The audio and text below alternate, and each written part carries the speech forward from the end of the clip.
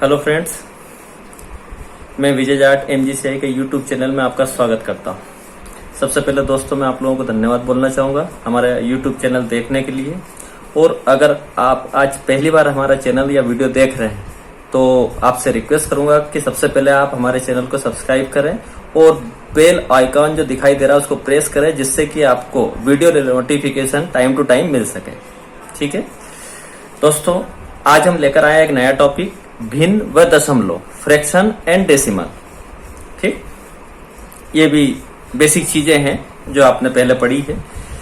सबसे पहले हम बात करते हैं भिन्न की। भिन्न मतलब जिसको हम P/Q के फॉर्म में लिखते हैं। फॉर एग्जाम्पल जैसे 1/2, 1/3, 2/3, 3/11, इन सभी को हम बोल सकते हैं कि ये भिन्न के फॉर्म में। ठीक है, तो भिन्न मतलब जिसको हम P/Q के फॉर्म में लिखें। अब इसमें एग्जाम के पॉइंट ऑफ व्यू से देखें तो दो इंपॉर्टेंट चीजें हैं जो एग्जाम में पूछी जाती है। एक तो भिन्न का आरोही क्रम या असेंडिंग ऑर्डर, और एक अवरोही क्रम या डिसेंडिंग ऑर्डर। ठीक, आरोही क्रम को बोला जाता है बढ़ता क्रम या इंक्रीजिंग ऑर्डर, और अवरोही क्रम को बोला जाता है घटता क्रम या डिक्रीजिंग ऑर्डर। तो एक है बढ़ता क्रम, एक घटता क्रम, मतलब एक ऊपर की ओर जाएगा, एक नीचे की ओर जाएगा। आपने कभी पर्वतारोही सुना हो तो पर्वतारोही मतलब जो कि पर्वत पर चढ़ते मतलब ऊंचाई पर जाने वाले। ठीक, तो नीचे से जब ऊपर की ओर जाएंगे तो वो क्रम कहलाएगा आरोही क्रम या असेंडिंग ऑर्डर, और जब ऊपर से नीचे की ओर आएंगे तब वो क्रम कहलाएगा अवरोही क्रम या डिसेंडिंग ऑर्डर। फॉर एग्जाम्पल जैसे ये है एक बढ़ता क्रम 1 2 3 4, तो ये किस क्रम में लिखे हैं? बढ़ते क्रम में लिखे हैं। ऐसे ही हम अगर घटते क्रम की बात करें तो जैसे 4 3 2 1, ये एक तरह से देखें तो ये है घटता क्रम। ठीक, ये दोनों ऐसे भिन्न नहीं है। हम एक भिन्न का एग्जाम्पल लेते हैं। हमारे पास में एक एग्जाम्पल है 1/2, 11/12, 4/5, 7/8। ठीक है, तो ये एक हमारे पास में कुछ भिन्न दे रखी है। अब इसमें अगर पूछे कि इनका बढ़ता हुआ क्रम या घटता हुआ क्रम क्या होगा। ठीक, अब इसका पता लगाने के लिए अगर हम देखें तो हमारे पास में दो रास्ते हैं। पहला रास्ता हम देखें तो पहला रास्ता हमारे पास में अगर देखें तो इसमें एक चीज थोड़ा ध्यान रखिएगा कि एक सिंपल सी चीज हमको ऑब्जर्व करना है। कौन सी? कि जैसे 1 और 2 डिफरेंस कितना है? 1 का डिफरेंस है। 11 एंड 12 इसमें भी 1 का डिफरेंस, 4 5 इसमें भी 1 का डिफरेंस, और 7 8 इसमें भी 1 का डिफरेंस। जब इस टाइप की हमको भिन्न दे रखी रहे जिसमें सभी का डिफरेंस सेम हो तो हमको कुछ नहीं करना है, हमको ऊपर के अंकों को सीक्वेंस में जमा लेना है। ठीक है, ऊपर के अंक सीक्वेंस में देखें तो क्या कि 1 4 7 11। ठीक, और ये हो गया इनका बढ़ता क्रम। सिंपल है एकदम। ठीक है, पर ये किस कंडीशन में है कि जब अंश और हर इन दोनों का डिफरेंस सभी भिन्न के अंदर समान हो। ठीक, यहाँ सब के अंदर डिफरेंस देखें तो 1 है, और इसलिए यहाँ हमने सबको एक सीक्वेंस में जमा दिया 1 4 7 11। ठीक, और ये हो गया इसका बढ़ता हुआ क्रम। इसका उल्टा करेंगे तो वो हो जाएगा घटता हुआ क्रम। ठीक है, तो यहाँ सबसे छोटा 1/2, फिर 4/5, फिर 7/8 और फिर 11/12। क्लियर है? एक और एग्जांपल लेते हैं। हमारे पास में कुछ भिन्न है जिसमें 1/4 है, 7/10 है, 5/8 है, 21/24 है। क्लियर? अब इसमें अगर देखें तो अंश और हर में डिफरेंस देखें तो 3 का डिफरेंस आ रहा है। ये 1 + 3 4, 7 + 3 10, 5 + 3 8, 21 + 3 24। तो कितने का डिफरेंस है? 3 का। मतलब सभी के अंदर या सभी भिन्न के अंदर या फ्रैक्शन के अंदर डिफरेंस 3 है। और जब इस टाइप का डिफरेंस हो कि सभी में डिफरेंस सेम हो तब हम क्या करेंगे कि जो ऊपर के अंक है या ऊपर की डिजिट है उसको सीक्वेंस में जमा लेंगे। तो यहाँ देखें तो सबसे पहले 1, फिर 5, 7 और 20। क्लियर? तो बढ़ते क्रम में भिन्न देखें तो 1/4, 5/8, 7/10 और 21/24। ठीक, ये हो गया इसका बढ़ता हुआ क्रम। मतलब सबसे छोटा 1/4 आएगा, उससे बड़ा 5/8, उससे बड़ा 7/10, उससे बड़ा 21/24। ठीक, 1 5 7 21। और इसका उल्टा कर देंगे तो वो हो जाएगा उसका घटता क्रम या अवरोह क्रम या डिसेंडिंग ऑर्डर। क्लियर है? तो ये दो एग्जांपल है कि जिसमें डिफरेंस सेम हो। डिफरेंस सेम हो तो हमको कुछ नहीं करना है, अंश को हमको सीक्वेंस में जमाना है। अब एक और एग्जांपल है हमारे पास में 5/11, 2/7 और 3/8। ठीक है, इसमें अगर देखें तो डिफरेंस सेम नहीं है। जैसे 5 + 6 11 होगा, 2 + 5 7 होगा, 3 + 5 8 होगा। ठीक, दो में सेम है लेकिन तीसरे में सेम नहीं। अब इस कंडीशन में अगर देखें तो हमारे पास में दो रास्ते हैं जिनके द्वारा हम पता कर सकते हैं कि कौन सी भिन्न बड़ी होगी या कौन सा फ्रैक्शन बड़ा और कौन सा फ्रैक्शन छोटा। सबसे पहली मेथड अगर देखें तो हमको इसको सबसे पहले डिवाइड कर देना, ठीक। 5 को 11 से, 2 को 7 से और 3 को 8 से। जब हम 5 को 11 से डिवाइड करेंगे तो ये आएगा 0.454, 2 को 7 से डिवाइड करेंगे 0.285, 3 को हम 8 से डिवाइड करेंगे 0.375। अब इन तीनों को ऑब्जर्व कर लेंगे कि इसमें सबसे बड़ा कौन सा है, सबसे छोटा कौन सा है। तो इसमें देखें तो सबसे छोटा अंक 0.285, उससे बड़ा 0.375, उससे बड़ा 0.454, मतलब कि इसमें सबसे छोटी भिन्न 2/7, उससे बड़ी 3/8, उससे बड़ी 5/11। ठीक, सिंपल। सेकंड मेथड अगर देखें तो सेकंड मेथड में थोड़ा सा ध्यान दीजिएगा, इसमें हम क्रॉस मल्टीप्लीकेशन करते हैं। जो हमको भिन्न दे रखी है उसका क्रॉस मल्टीप्लीकेशन। ठीक, सबसे पहले हम ले रहे हैं 5/11 और 2/7, 5/11 और 2/7। ठीक, अब इसमें क्या करना कि इसमें इन दोनों का मल्टीप्लाई करेंगे, इन दोनों का मल्टीप्लाई करेंगे। पहले हम 7 × 5 करते हैं, 7 × 5 35। ठीक है, ध्यान रखिएगा ये सबसे पहली चीज है। तो इन दोनों का मल्टीप्लीकेशन होगा, और जब इन दोनों का मल्टीप्लीकेशन होगा तो पहले नंबर पर ये आएगा। तो 7 × 5 35, ऐसे 11 दूनी 22। अब 22 और 35 में देखें तो बड़ा कौन है, 35 बड़ा है और 22 छोटा। क्लियर। तो इस कंडीशन में यह भिन्न बड़ी है और यह भिन्न छोटी। ठीक, तो इसमें हमने क्या किया, क्रॉस मल्टीप्लीकेशन किया। ठीक है, और क्रॉस मल्टीप्लीकेशन के बाद में जो नंबर हमको मिलता है उसमें जो बड़ा होगा वो भिन्न बड़ी, शुरुआत में का बड़ा है तो शुरुआती भिन्न बड़ी, बाद का बड़ा है तो बाद की भिन्न बड़ी। फिर हम देखते हैं इन दोनों में 2/7 और 3/8। अब इसमें देखें 8 दूनी 16 और 7 3 21। ठीक, अब इसमें अगर देखें तो 16 छोटा है, 21 बड़ा है। इसका मतलब 2/7 छोटा और 3/8 बड़ा। क्लियर। फिर अगला देखें, इन दोनों में हम देख रहे हैं तो 5 × 8 40, 11 × 3 33। अब 40 और 33 में से 40 बड़ा है और 33 छोटा, मतलब 5/11 बड़ा और 3/8 छोटा। ठीक, अब इसमें हमको पता चल गया कि कौन सी भिन्न बड़ी और कौन सी छोटी। इसमें अगर देखें तो 5/11 2/7 से भी बड़ा है, 5/11 3/8 से भी बड़ा है, मतलब तीनों में देखें तो सबसे बड़ा 5/11 है।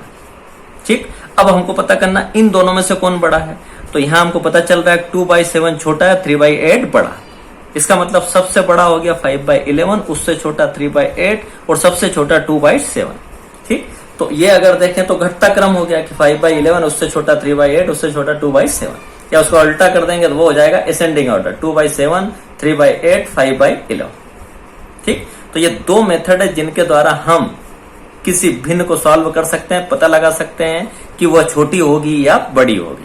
ठीक है, अगर छोटे अंक दिए हैं तो ये मेथड हमको इजीली आंसर दे सकती है, लेकिन भिन्न छोटी हो तब। लेकिन अगर भिन्न बड़ी है तो फिर हो सकता है कि हमको इससे सॉल्व करने में प्रॉब्लम आए। उस कंडीशन में फिर हमको इस मेथड का यूज करना चाहिए। ठीक, आगे इसके ऊपर कुछ क्वेश्चन देखते हैं हम। अगला हमारे पास में एग्जांपल है, हमको कुछ भिन्न दे रखी है 10/11, 91/100, 73/8, 83/90, और इसमें पूछा है कि सबसे बड़ा कौन सा, लार्जेस्ट कौन सा है।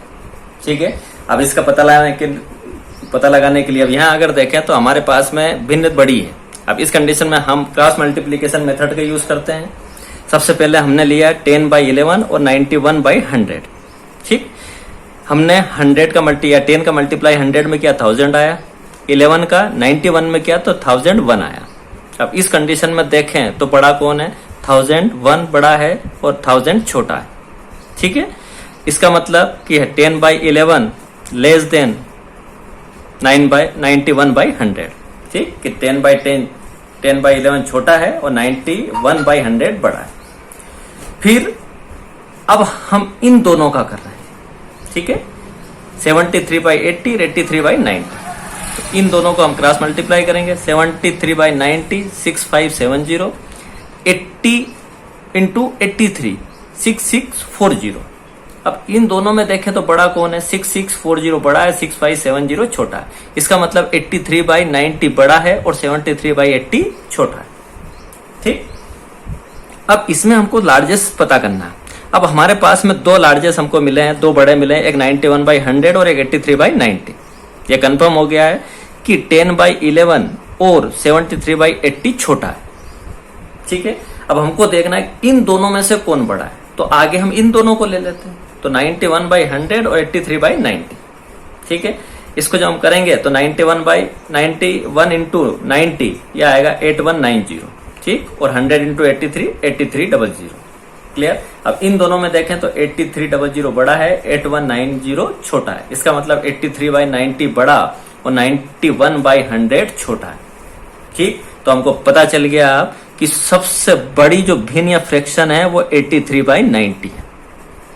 ठीक है, इसमें थोड़ा ध्यान रखिएगा कि सभी को करने की जरूरत नहीं है। इसका इसमें, इसका इसमें और इसका इसमें करने की जरूरत नहीं है, क्योंकि इस कंडीशन में इन दोनों का करना पड़ेगा, इन दोनों करना पड़ेगा, इन दोनों करना पड़ेगा और लास्ट में फिर इन दोनों का। तो यहां हमने 3 स्टेप में किया, आगे जाके उसमें 4 स्टेप हो जाएगी। तो जब हमको सबसे बड़ा पता करना हो तब हमारा काम 3 स्टेप में हो जाएगा। ठीक, अगर इसका उल्टा करना है तो उल्टे में क्या करेंगे कि जो छोटे हैं, जैसे यहां हमने बड़े निकाले लेकिन अगर छोटे यहाँ हैं तो हमको क्या करना है कि अगली स्टेप में छोटे छोटों का मल्टीप्लाई कर देंगे, उसका क्रॉस मल्टीप्लीकेशन कर देंगे, दोनों में जो छोटा होगा वो हो जाएगा सबसे छोटा।